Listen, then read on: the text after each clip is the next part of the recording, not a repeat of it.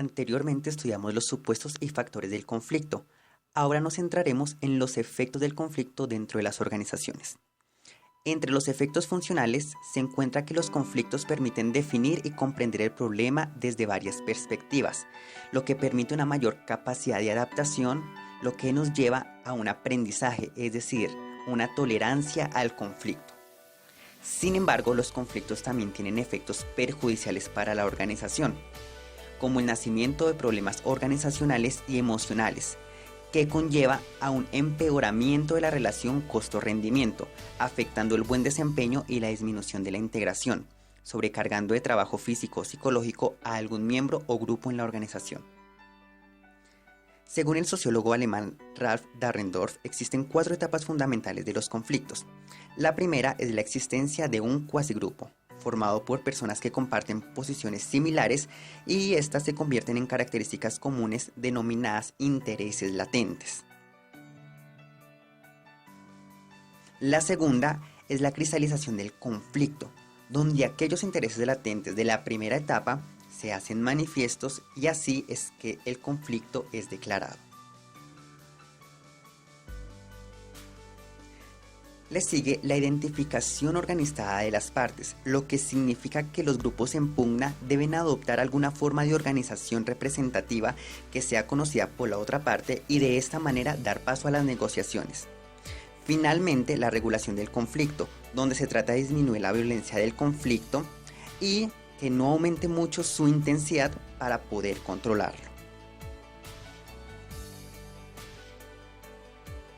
Según Dahrendorf, el conflicto puede verse desde 2 perspectivas. La intensidad, que es el grado de importancia que tiene el conflicto para los involucrados, y la violencia, que hace referencia a las formas de expresión dentro del conflicto y los medios utilizados para poder imponer los intereses de cada bando. Para que un conflicto pueda ser regulado, es necesario que sean las siguientes condiciones: que el conflicto sea reconocido como inevitable por las partes involucradas, que los individuos que van a negociar en el conflicto sean representativos a los grupos en pugna,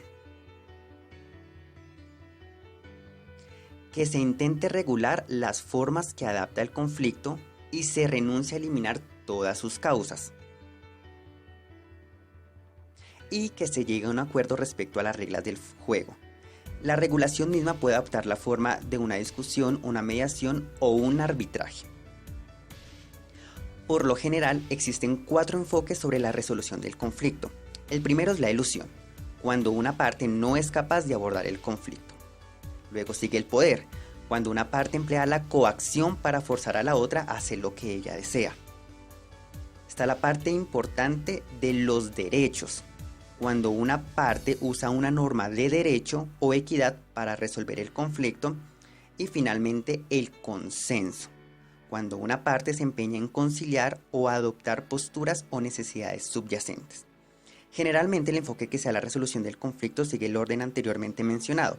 Sin embargo, el enfoque debería darse en un orden inverso, iniciando por el consenso, luego por los derechos y finalmente por el poder, descartando la ilusión, a lo que se denomina sistema eficaz, donde los procesos basados en el consenso toman mayor peso y se procede luego a los procesos basados en derechos para finalmente utilizar el poder cuando no es posible encontrar una solución.